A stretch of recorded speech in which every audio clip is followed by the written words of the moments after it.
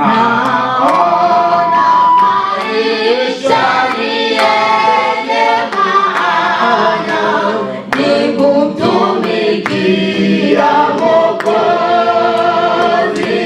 Kuishi ni Kristo na kufa faida kwa kila Mkristo wa kweli.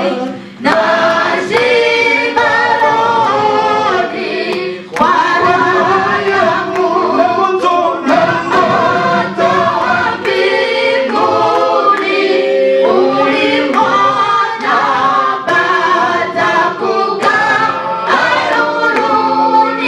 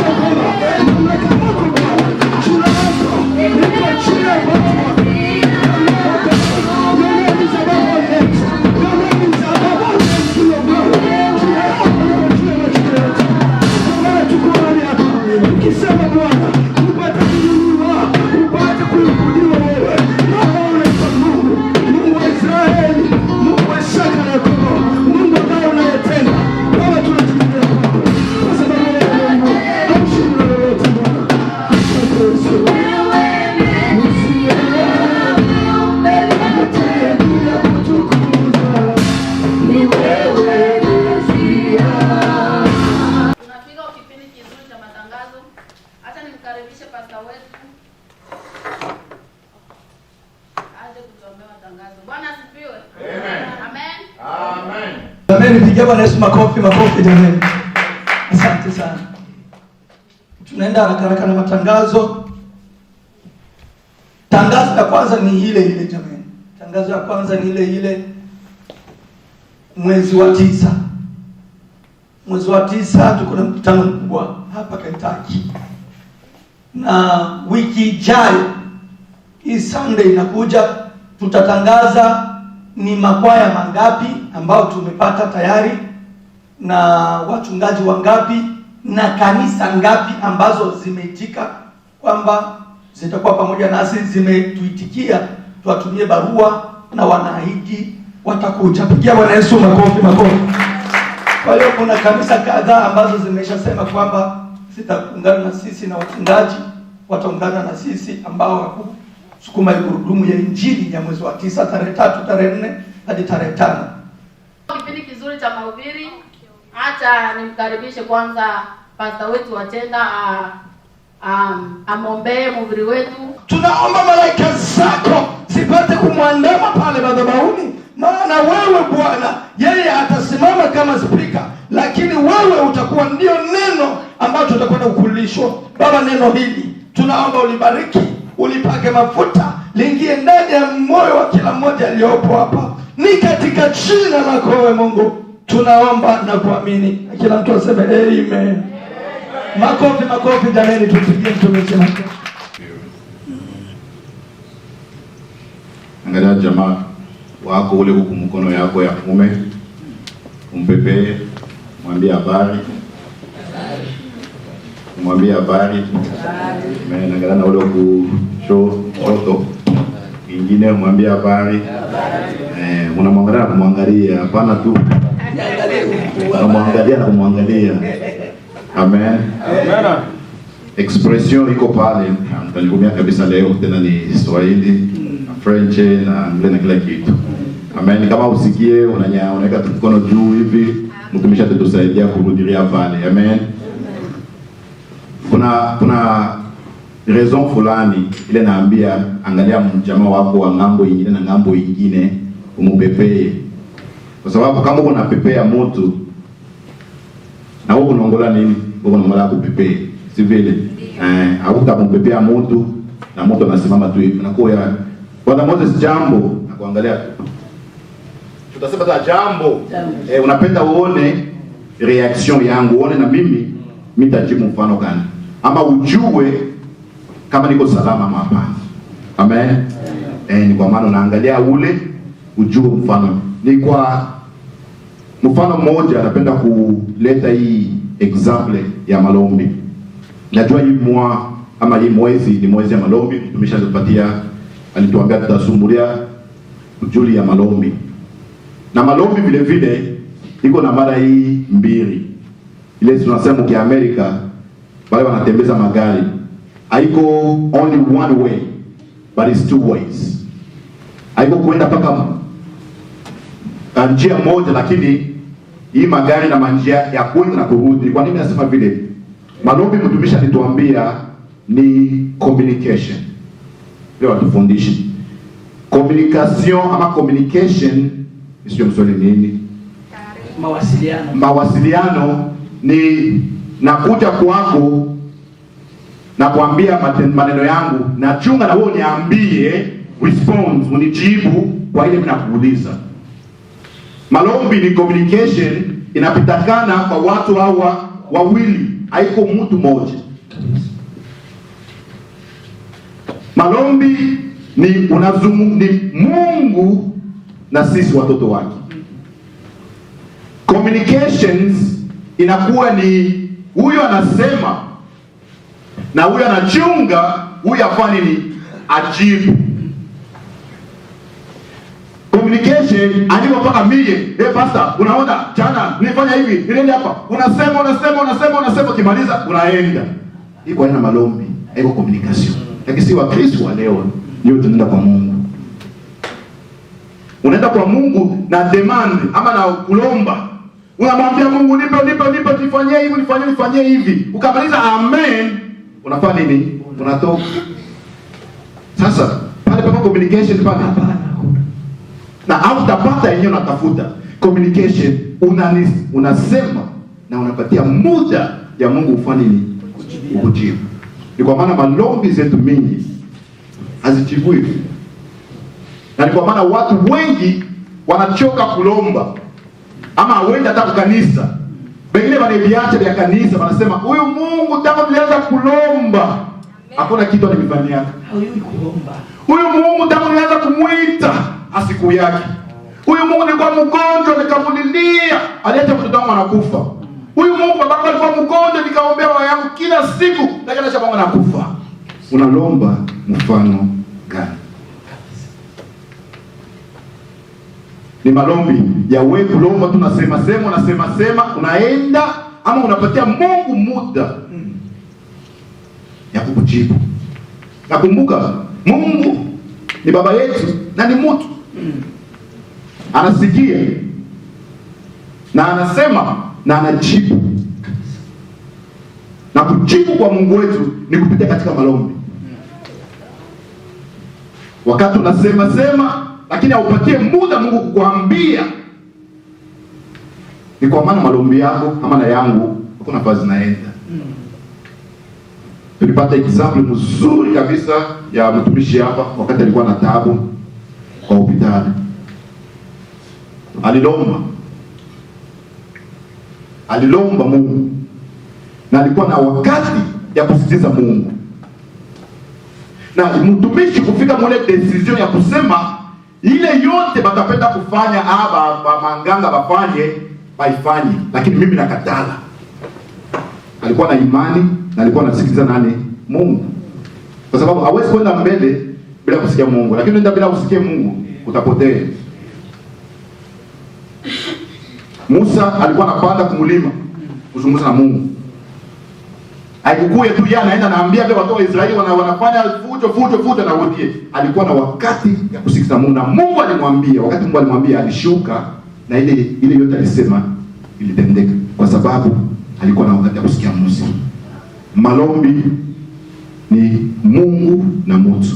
Na mtu sema na acha Mungu akujibu na uta malombi yako itendeka. Bwana itabariki you. Amen. Amen. Na mimi leo nitaongeza tu kidogo kwa mtumishi la alisema kabla ya malombi. Malombi mingi haifiki kwa Mungu. Malombi mingi inazambalala kama ama kupotea ndani ya upepo. Malombi mingi inakuwa ni makelele mbele ya Mungu. Malombi mingi na Mungu afanye ni aisikie. Na ni juu ya nini Mungu asikie malombi yako? Ama juu ya nini malombi yako yanakuwa makelele? Ama juu ya nini malombi yako alimfikie na upate jibu? Nitaongea siku ya leo. Bwana Yesu apewe sifa. Amen. Na kusoma kwetu kwa leo kitabu tasoma itakuwa ni kitabu ya Daniel ama Daniel.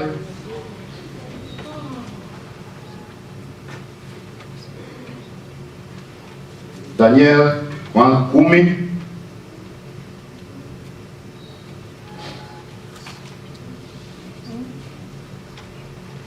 Kwanza mstari ya kwanza na kushuka chini. Katika mwaka wa 3 wa Koreshi mfalme wa Uajemi, na Nielie ambaye jina lake aliitwa Belteshaza alifunuliwa neno, na neno lile lilikuwa kweli, maana ni vita vikubwa, naye akalifahamu neno lile, akaelewa na maono hayo. 2 nasema, katika siku zile mimi Danieli nalikuwa nikiomboleza muda wa majuma 3 kamili. 3 inasema sikula chakula kitamu wala nyama wala divai haikuingia kinwani mwangu. wala sikujipaka mafuta kabisa, hata majuma 3 kamili yalipotimia. 4 inasema, na siku ya 24 ya mwezi wa kwanza, nilipokuwa kando ya ule mto mkubwa Hidekeli, naliinua macho yangu nikatazama, na kumbe mtu aliyevikwa nguo za kitani, viuno vyake vimefungwa dhahabu safi ya ufazi. 6 inasema, mwili wake pia ulikuwa kama zabarajadi safi, na uso wake mfano wa umeme, na macho yake kama taa za moto, na mikono yake na miguu yake rangi yake kama shaba iliyosuguliwa sana, na sauti ya maneno yake kama sauti ya umati wa watu. Amen. Amen.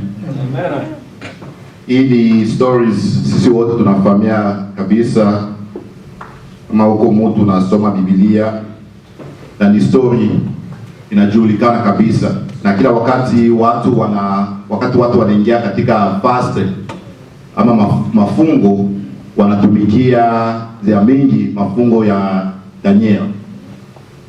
Daniel alikuwa ni mtumishi wa Mungu, alipokea vision, na hiyo vision ndio napenda kuongelea siku ya leo. Watoto wa Israeli walikuwa katika matatizo na Mungu, naweza kusema vile. Sasa mzee Daniel alidecide kuingia katika malombi, kulilia Mungu juu ya watoto wa Israeli, na malombi zake zilikuwa za 21 days. Na katika 21 days alikuwa analomba Mungu wake. Siku ya kwanza hakukuwa jibu, siku ya pili hakuna jibu, siku ya tatu hakuna jibu, hata 21 days ndio akapata jibu. Linatokea wapi? Kwa Mungu. Na jibu ile Daniel alipata alikuwa ni malaika alishuka juu ya kumwambia Daniel juu ya malombi alikuwa analomba na mafungo alikuwa anafunga. Na kuna vitu vizuri ama vitu 2 ama 3 tutajifunza muhistoria ya Daniel ndani ya malombi yake na kufunga kwake. Alikuwa na matatizo, alipenda Mungu atende ama atendee watu wa Israeli. Alienda mbele ya Mungu na alimulilia Mungu katika malombi.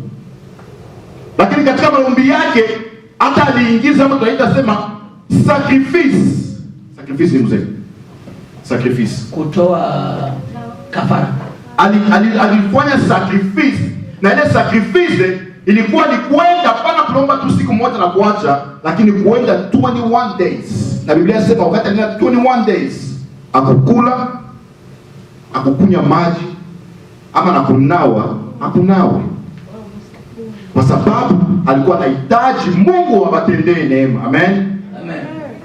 Alikuwa na perseverance, akuchoka. Si Wakristo wa mingi leo tunakuwa na choka wakati tunaanza malombi, siku ya kwanza, ya pili, ya tatu, aone kitu, aone hata maonyo, aone hata ndoto, unachoka. Lakini Daniel alipersevere ama aliendelea na kulomba kwa sababu alipenda Mungu awatendee neema, akuchoka. Na katika kulomba alisema sitanya, sitakula na sitanawa mpaka leo Mungu anitendee. Sisi Wakristo wa mingi leo tunaomba kidogo kabisa, lakini nataka Mungu afuanzie vya mingi. Lakini wakati malaika alikuwa sasa anamwambia Daniel, asa siku tu ya kwanza ulianza kulomba, Mungu alifanya nini? Alikusikia. Mungu wetu anasikia malombi. Kama kwa mtu anakuambia sema Mungu asikia yake malombi, anakudanganya. Mungu wetu anasikia malombi. Anasema siku tu ya kwanza ulifumbula kile anaanza kulomba, Mungu alifanya nini? Alisikia kulia kwako, alisikia malombi yako. Lakini ni pale tutazungumzia siku ya leo. English nasema, but the prince of the king of Persia withhold me on and 20 days. But Michael, one of the chief princes, came to help me and remained there with the king Persia. So alipatana na magumu, malombi ilifika. Mungu alijibu. Lakini jibu yake haikufika mbele ya wakati, kwa sababu kulikuwa vita fulani kwa pepo. Hiyo ndio kitu cha kwanza napenda kusema siku ya leo. Malombi yako, wakati unalomba Mungu wako, Mungu anaisikia. Na inamfikia Mungu kwa masikio yake. Na Mungu anafanya nini? Anajibu malombi yako, kwa sababu amesema iko Mungu la danganya. Na wakati unamlomba atatenda na anatenda. Sasa kama malombi yako unamulilia Mungu akupatie, unamulilia Mungu akutunza, fanye kitu fulani na maisha yako, kama uione bado yafanyika, haiko Mungu anasema yajibu bado. Haiko Mungu anasema yasikia kulia kwako. Lakini kuna vita fulani ili nafanye ke malombi yako fanye nini? Jibu yako fanye nini? Inakuwa kufika. Biblia inasema kulikuwa king the Persian. Ni mapepo. Ni wademon. Ni wale wote shetani alituma kubiri ile jibu ya deni kwa Mungu isimufikie. Alituma wademon kwa pepo, wanasema wa malaika wa Mungu walikombana na mapepo. Na wakati ule Michael alikuwa kusaidia malaika mwenye Mungu alituma kuleta, na alifikisha katika vision ama katika vision maonyo ilimfikia, na alimwambia yenyewe ilipitakana na kwa nini ilikawia vile. Ile tunaita ni unseen spirit. Iko na hiyo one of the cause, ama ni kitu kimoja na kio kina hinder ama kinafanya ke malombi yako ifanye nini isifike. Haiko kwa kosa yako, haiko kwa kosa yangu, lakini ni mapepo haipende upate ile Mungu anafanya nini, anataka kukupatia. And sin spirits iko ni mapepo, wewe na mimi atione kwa macho au tena kwa macho, lakini inatukombanisha kila wakati. Kama tunasoma Biblia, haleluya, tukisoma Biblia mkitabu ya Efesia 6:12, hata tuisome tu mbio mbio. Efesiens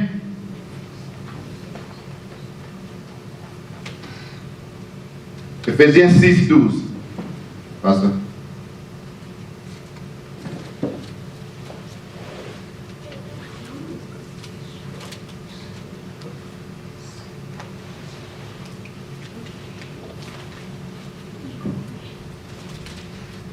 Kwa English nasema, for our struggle ama our fight, our struggles or our fight, it's not against flesh and blood, but it's against the power of this dark world and against the spiritual forces of evil in the heavenly realms. Kwa Kiswahili nasema, kwa maana kushindana kwetu sisi si juu ya damu na nyama, bali ni juu ya falme na mamlaka, juu ya wakuu wa giza hili, juu ya majeshi ya pepo wabaya katika ulimwengu wa roho. Amen.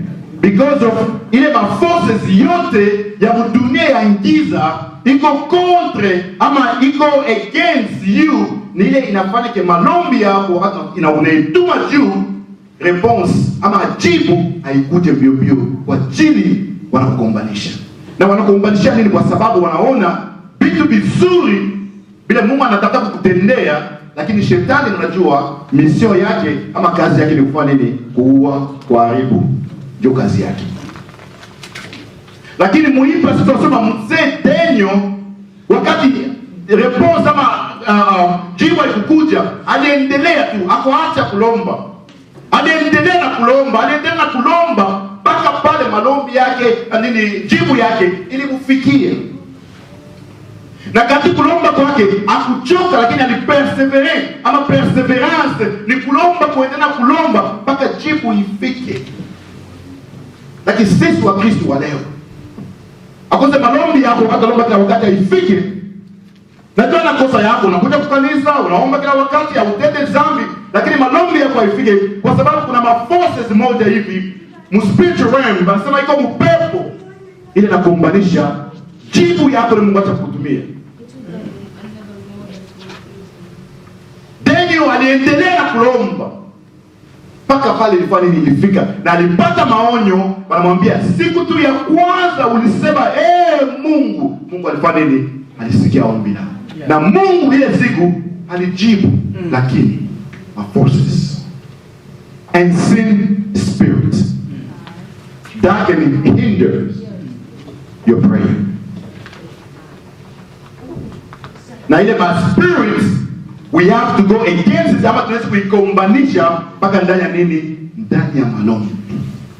Kuendelea kulomba na jibu yako mpaka itakufikia, kwa sababu Mungu ashakupatia jibu. Lakini kati kuendelea kulomba, utadetruire ama kupomona yote ya ingiza ile unafutika nini? Maombi, jibu yako lisikufikirie. Ni mzee Daniel alifanya. Alilomba 21 jours, hakuna kula, sacrifice, perseverance, na alipata jibu katika kupitia malombi.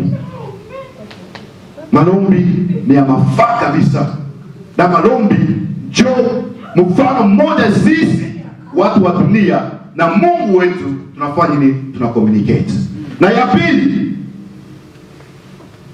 ile na inafanya wakati lomba, kila wakati malombi yako haifike kwa Mungu, ama malombi yako yanachelewa kupokelea jibu kwa Mungu, ni nini? Ni tunaita unconfessed sin.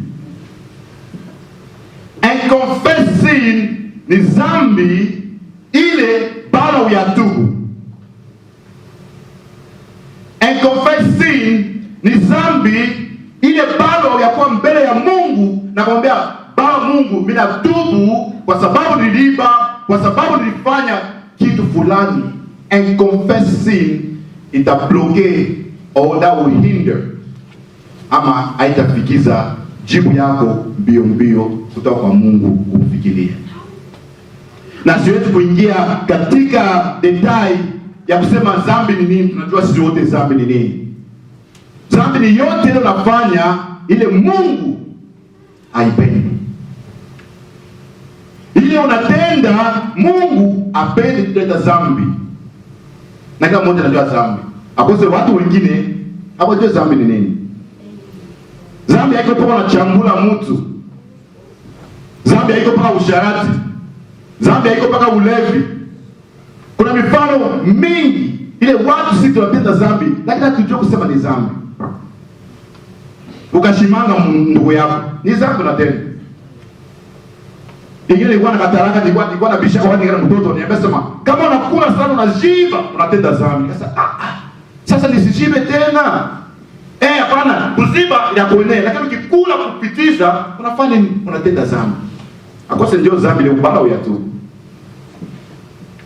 Akose ni kuongea tu, kusema watu wengine uongo, ni dhambi. Vile onekana na mume wako ama na bibi yako ndani ya nyumba, ni dhambi. Kama kitu fulani kile wewe baba au mama ufanye, unatenda dhambi. Kwa dhambi nyingine ya si badada, mwenzako anapita unafanya macho hivi, unamwangalia na macho mbaya, ni dhambi. Facebook, angalia huyu ni nani, anajivuna kabisa, anajiona yeye ndio fulani, unatenda dhambi. Wanaita gossiping. Ni dhambi. Kuna madhambi mengi. Na dhambi, ndugu yangu nikwambie, utalomba vile unapenda, utaita Mungu ama utafast vile unapenda, hakuna jibu utapata. Kwa sababu Biblia inasema Mungu wetu ni Mungu mtakatifu, na achangani na zambi. Amen. Zambi, and confess sin. Kama tunasoma kwa kitabu ya Esaïe 59 verset 2.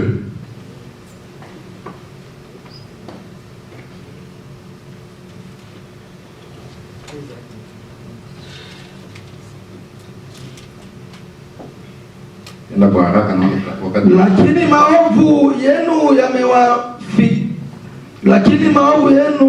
yamewafarikisha ninyi na Mungu wenu, na dhambi zenu zimeuficha uso wake msione, hata hataki kusikia. 3 nasema, kwa maana mikono yenu imetiwa unajisi kwa damu, na vidole vyenu vimetiwa unajisi kwa uovu. Amen. Midomo yenu imenena uongo, ndimi zenu zimenogona ubaya. Amen. Inasema, but your iniquities have separated you from your God. Zambi yako inakutenga na nani? Na Mungu wako. Na wakati zambi inakutenga na Mungu wako, hata ukilomba, hata ukaruka, ukafaste ama kufunga, jibu yako haitafika, kwa sababu Mungu wetu ni mtakatifu, na mwenye wote anamukaribia na zambi, na maombi yako tu inaenda bure. Lakini kuna news mzuri ama nouvelle mzuri tutaiona kwa kitabu, na bado tuisome 1 John 1:9. Utajiuliza sasa, ile zambi kama si atubu ile zambi, sasa nifanye nini? Jua ile zambi ningali nayo, ile zambi ninachunga, ile zambi si ya confess. Biblia inatuambia tukiziungama dhambi zetu, yeye ni mwaminifu na wa haki, hata atuondolea dhambi zetu na kutusafisha na udhalimu wote. 10 nasema, tukisema kwamba hatukutenda dhambi, twamfanya yeye kuwa mwongo, wala neno lake halimo mwetu. Amen. Amen. Tunaona hii wanasema, lakini kama kuna dhambi fulani, ile balo, unajua balo uyatubu. Kama kuna dhambi fulani, ile Roho Mtakatifu liko ndani yako inakuambia useme kwa kutubu ile dhambi, na balo uyaitubu, na malombi yako hakuna nafasi tena. Ndugu zangu, tuna Mungu eko wa mafaa ndani ya maisha ya kila mmoja wetu. Unamhitaji Mungu, mimi namhitaji Mungu kila siku ndani ya maisha yetu. Lakini kama hatufuate sheria ama hatuheshimu principles fulani, ile Mungu anatuambia bila ni kusikiliza ama nijibu maombi yako, hiyo na hiyo na hiyo ifanyike. Yaani Mungu wetu anatupeleka wakati anatunyeshia vula na wazambi na wasipo zambi, anatupatia chakula kila siku na wazambi na wasipo zambi. Lakini kuna vitu vingine kwa Biblia inatuambia Mumbatiwe sema aske unilombe, na kulomba ndio malombi, na kama zambi ungali nayo, malombi yako haiko mbali naenda. Nikwambie kuna watu wengine wanaita mkifaransa wanasema péché chéri. Ni zambi moja ila upendaye kuitubu kwa sababu ushakuipenda. Péché chéri yako. Donc ile jua utakoneka unalomba zambi, lakini ukifika pa ile point ile unaacha kulomba hayo, unaichunga kwa sababu ni zambi moja unaipenda. Na nikwambie ni zambi itakutenga na Mungu kusikia maombi yako. Tunazungumzia vitu viwili. Ya kwanza tunaita unseen spirits. Ni mapepo ile kwa kati ya pepo ile wewe na mimi tuone. inasimamisha malombi ama inasimamisha kujibu zetu kutoka kwa Mungu kutufikirie, kwa sababu ni mapepo. Na kuelimine mapepo ni katika malombi.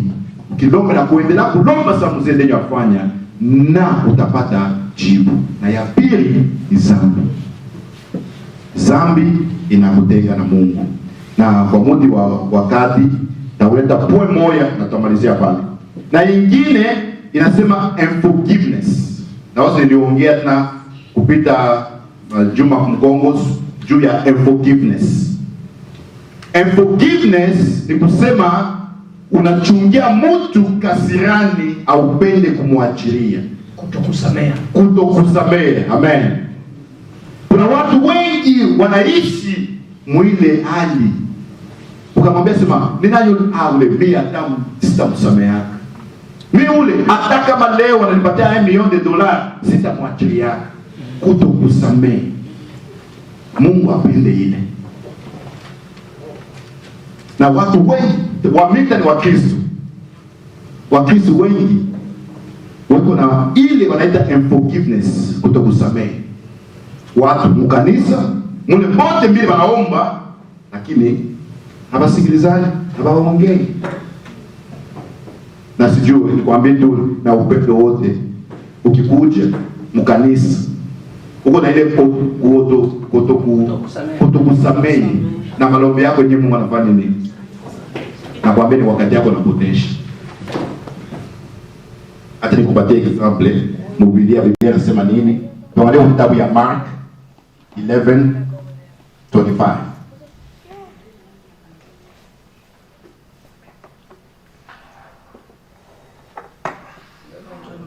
Yes. Nanyi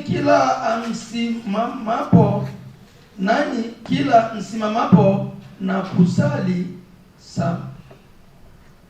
sameheni mkiwa na neno juu ya mtu, ili na Baba yenu aliye mbinguni awasamehe nanyi makosa yenu. Amen.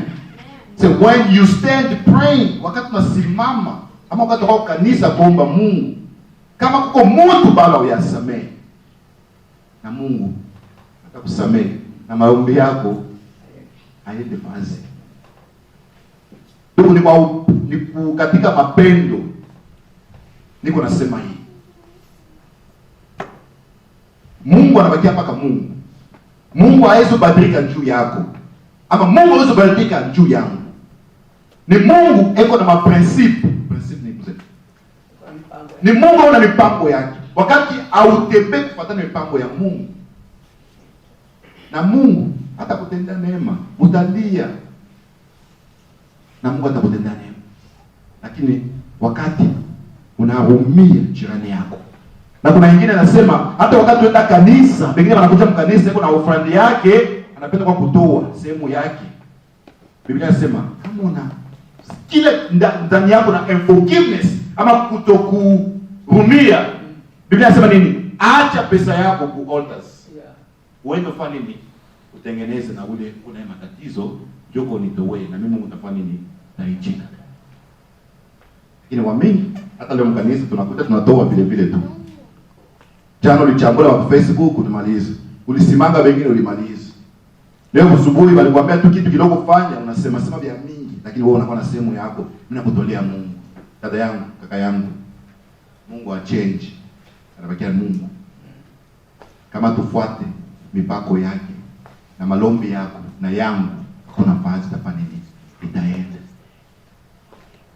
Hii matatu ninaongea siku ya leo. Ya kwanza nasema ni unseen forgiveness. Unseen spirit, I'm sorry. Unseen spirit ni mapepo.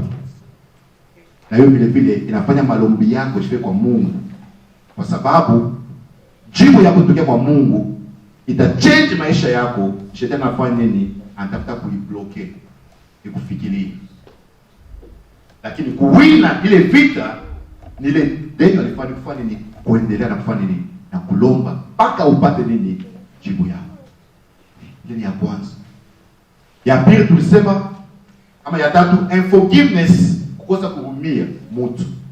Na ingine ni dhambi. Hivi vitu vitatu.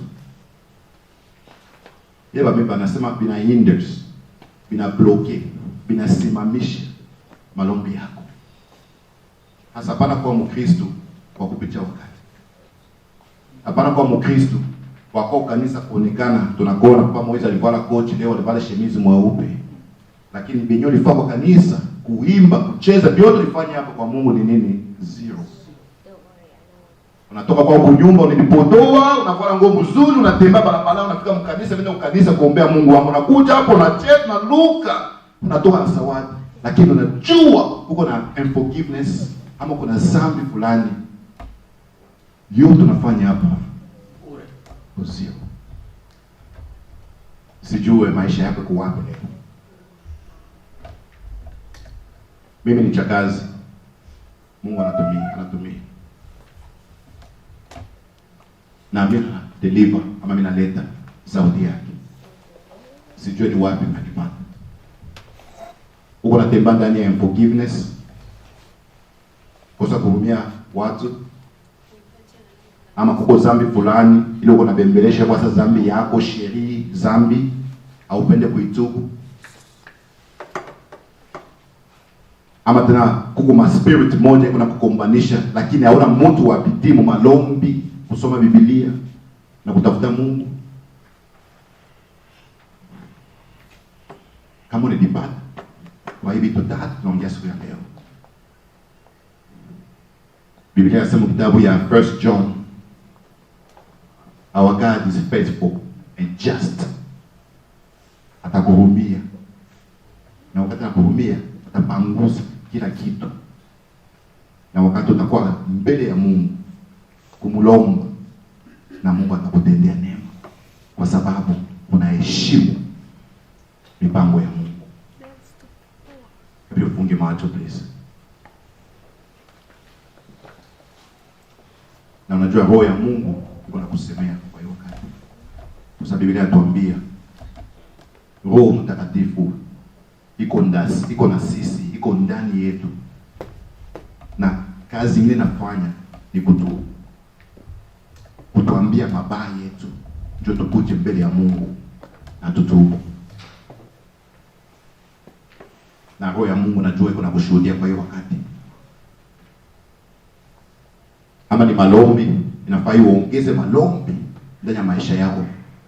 Ndio kusema malombi yako ndio unamwomba Mungu na jibu ikufikirie.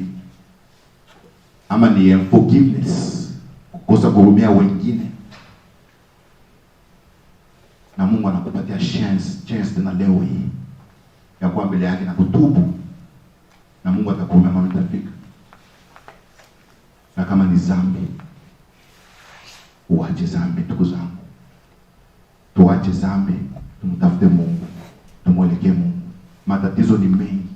Unateswa dada yangu, unateswa kaka yangu. Unaomba kila siku, unamulilia Mungu kila siku. Hata pelo yako kitanda yako ushakuwa ni fazi ya kilio, kila wakati ukitafuta kulala unalia kwa sababu kuna vitu mingi na maisha yako haviendeki. Dada yangu, kama kuko forgiveness, kama kuko dhambi fulani, au kama ni malombi yako iko kidogo, maesprit kunaishimamisha, ni wakati ya kusimama na malombi. Omba Mungu. Kemea ile mapepo. Kemea ile maforces yote. Hivi Mungu akufanyie neema. Katika ukimya, mulombe Mungu wako. Kwa dakika moja tu tukaa kimya, tafakari, muombe Mungu wako kimoyo moyo. Mungu apate kumwona karibu.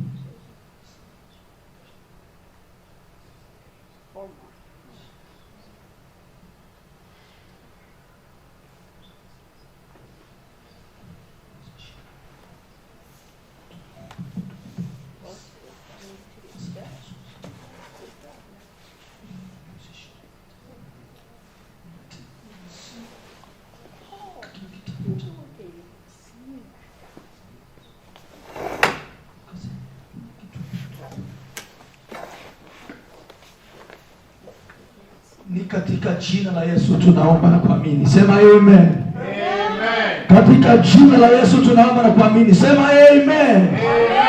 Jamani, tusimame wima, tuombe Mungu, tuende nyumbani, tuzipitishe. Bwana Yesu asifiwe sana. Amen. Matangazo ni hayo. Wiki ijayo tutakuwa na mtumishi wa Mungu mahali hapa.